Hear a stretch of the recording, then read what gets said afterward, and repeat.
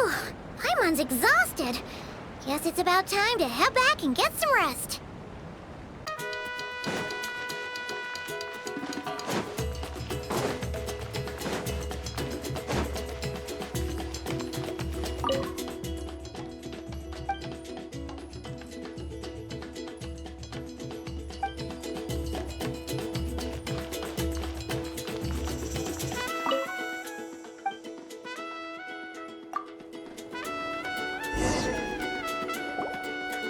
Morning, Traveler. Morning, Paimon. Thought I'd come over and say hi, puffer, floaters, and all. Morning, Mualani. How are you so full of energy? Weren't you the one partying the hardest last night? That was last night. I got a good night's sleep, and now I'm good as new. Here, take this. It's your prize for completing the album. I picked yours up, too, to save you the trip. Wow! Thanks, Mualani. That was so nice. When it comes to helping people, a good guide always thinks one step ahead, right? Oh, and speaking of work, I guess our vacation's almost over, huh? Probably for the best. If I don't head back soon, I'm worried my little doggy won't even remember me. And after talking to the others, it seems like everyone is just about ready to get back. Some are missing their families. Others are going through dandelion wine withdrawal, I guess. Even Chaska seems to be feeling it. Not that she'd ever admit it, but I have noticed her gazing back towards the Flower Feather clan at night.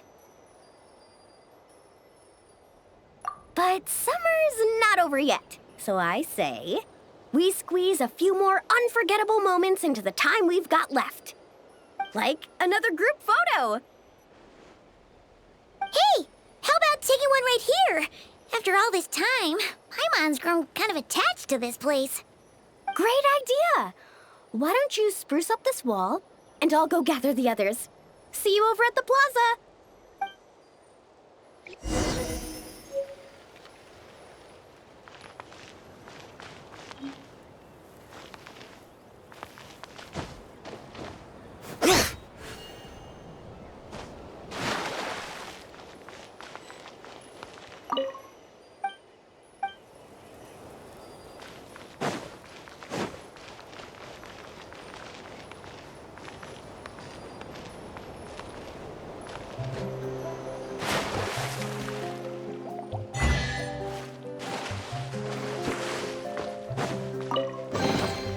There's a lot of good stuff in here. Want to split it? Just kidding. You can take it.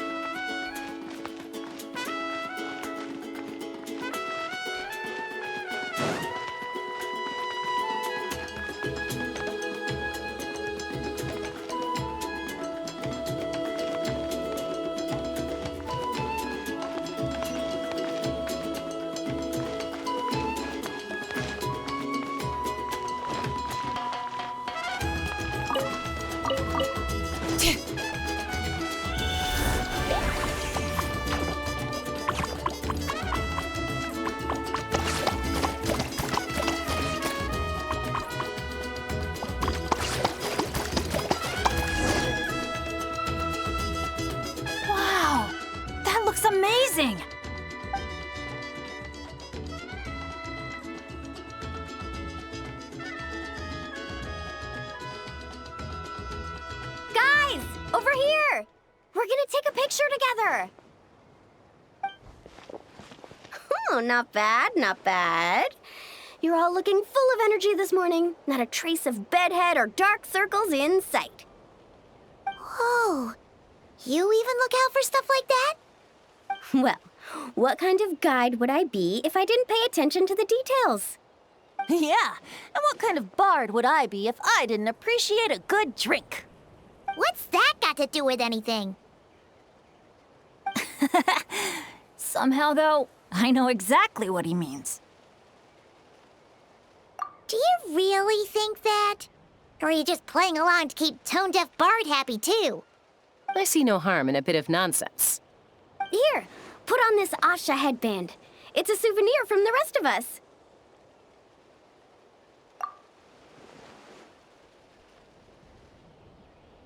It really suits you. Alrighty then. 3, 2, 1. Paimon? Sorry. All that nonsense has got Paimon's head muddled. Her mind's gone completely blank. Don't want it all to end, huh? Are you worried once you say those words, the vacation will officially be over? How the... Paimon thought peacemakers couldn't read people's minds. Oh, Paimon. Don't worry, Paimon. Summer's sure to come again. Just like you said when you made that wish to the Pyro Archon. Even though we'll all be going our separate ways, as long as we cherish each other's friendship, I just know that our paths will cross again. Bennett's becoming quite the talker, huh, Professor Venti? Well, I wouldn't dare take credit for something like that. Your tone would suggest otherwise. Come on! Paimon was just starting to feel inspired! Why don't we just give it another try? Yeah, let's do it all together this time. Huh. What should we shout? Sounds good! 3, 2, 1. Lucky Star! So, what are your plans for the future, Bennett? If you're having trouble deciding, you can always park it in the People of the Springs for a bit. Or however long you want, really. Thanks for the kind offer, Moalani. I actually went to see the Pyro Archon to tell her how grateful I am for everything she's done for me. She told me that the domain we entered was an abyssal simulation of the Mare Javari. It was extremely unstable, and now it's completely gone. Later, when we got on to talking about my future, she said I was more than welcome to stay here in Natlan, but also that she would respect my decision, whatever it turned out to be. And after thinking it over, long and hard, I've decided to return to Mondstadt. You miss your dads, don't you? That's definitely part of it. I promised to tell them everything that happened on this adventure, and I can't go back on my word. But also, when I said goodbye to my mom and dad, I promised them I'd become the most legendary adventurer in all of Teyvat someday. And no adventurer should stay in one place for too long. Bennett. What if your luck starts going downhill again the moment you leave Natlan? It's fine. The warmth and kindness I've experienced on this adventure is enough to get me through all the challenges that lie ahead. As I attempt to shape my own fate, I want to take that same kindness and pass it forward. That's something I've always believed in. Hear, hear! To our leader! To our leader, Bennett! Cheers!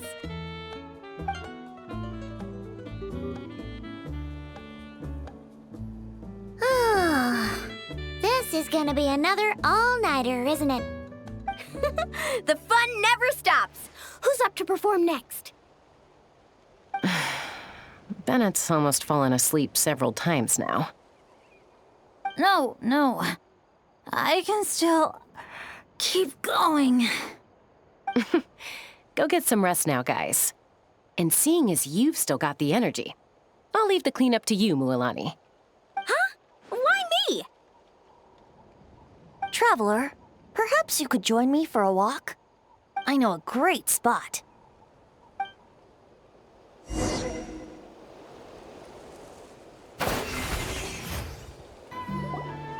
You might be tone deaf, but you sure know how to sniff out a good view.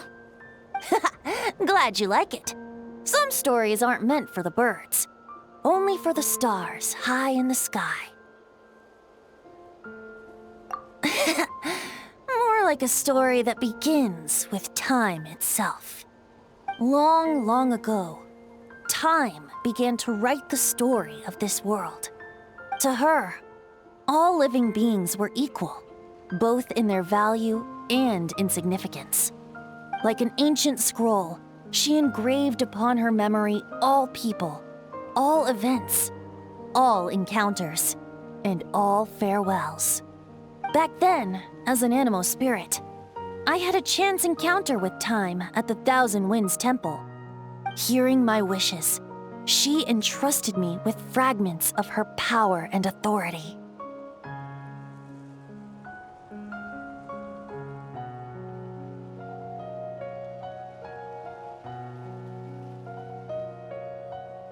Sounds like you've heard the story of time in the wind before. Charming, isn't it? Through the memories engraved in rituals, poems, ruins, and ancient texts, the same beings she considered so insignificant have met her, time and time again. So, this is the story you wanted to share? More like the prologue. The corruption of the Mare Javari is tied to time itself. To put it another way, it is a calamity present in every moment that will ever be. Unlike time herself, I have always cherished many wishes in my heart. 500 years ago, to prevent the corruption of the Mare Javari from spreading beyond Tenochtitlán, I blew it off the timeline, turning it into the Windless Land.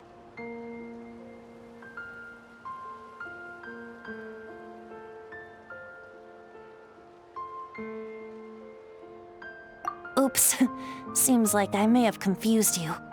If you're asking about how the Mare Javari disappeared from Tenochtitlán 2 or 3 decades ago, there may be someone else better suited to tell that story. The Mare Javari has been the bearer of too many stories that weren't meant to be its own. I merely played a part in one of its chapters. And the choice I made 500 years ago came with a price. Some souls were unable to return to Mondstadt as a result, while others stayed to settle in this land, merging with the Monitu to become the Asha we see today. So the reason you're here in Tenochtitlán is because... Correct. I'm here to collaborate with the current Pyro Archon, Mawika. Correct again. The flame was our signal. Only by having Mawika open a rift between that space and the true Mare Javari could I sneak in and bring back all the souls who wish to return. As for my little trick of bringing back memories as well, it's not the first time I've pulled that off. Mawika also mentioned that you were planning to introduce us. Looks like I beat you to it, huh? I was glad to discover that she shares my love for fine wine and freedom. We got along great. Well, it really took it out of me for a few days. In fact, I still feel pretty dead on my feet even now. Oh, really? But thinking of all the Aether mead and dandelion wine still left to drink, I suppose I can hang in there a little longer. You don't look that tired to Paimon. So, don't think you can just pull out that little excuse and we'll suddenly foot all your bills. Oh, how you wound me, Paimon. You'll hook me up with some good liquor, won't you, traveler?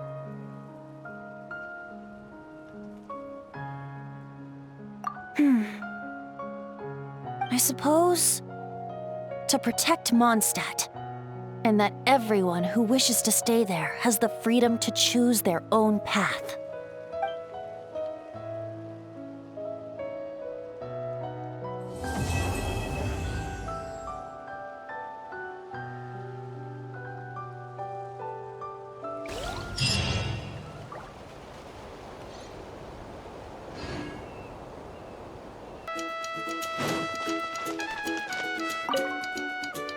Thanks for coming on this adventure with me, traveler. Sunny islands, crackling bonfires, exciting attractions, carefree parties. If I didn't know better, I'd say it was all a dream. But knowing it was all real, I'm starting to feel emotional again. This must be true happiness, huh? Not only did I finally meet the people dearest to me, but together with my closest friends, I spent a summer I wish could have lasted forever. I really am the luckiest person in the world.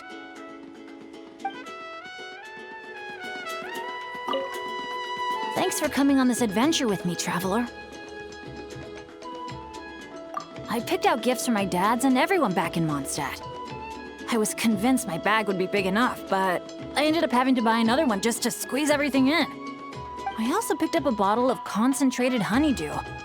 When I get back, I'm planning to ask Diona to create a dandelion-flavored drink for Professor Venti with it. Wait a sec, Diona. Oh no, but what about Giraffe? How could I have forgotten Giraffe? Guess I'll be making another trip to the market then.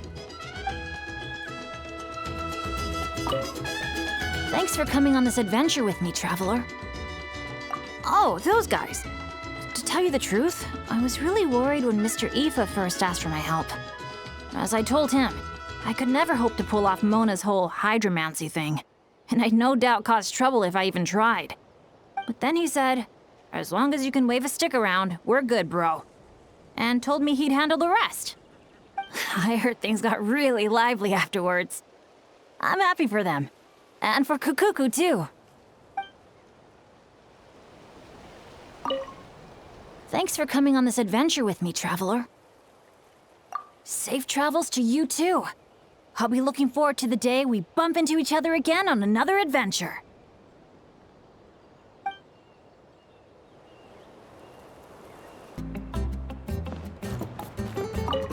So, how about it? Now that you're all done, we can finally have a proper drink together, huh? You make it sound like I was holding out on you. But if you and I had a real drinking bout, I don't think these poor little aphids could handle it. They'd have to flit to and fro, making mead till their wings gave way. Spoken like a true bard.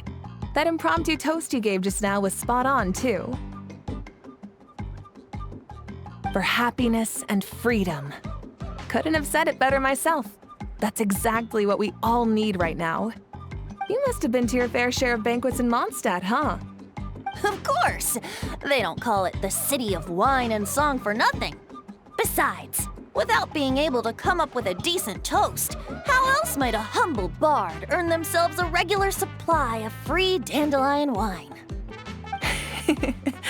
Well, when you're free, you're always welcome at our tribal banquets. They'll be fighting over who gets to host you, I guarantee it.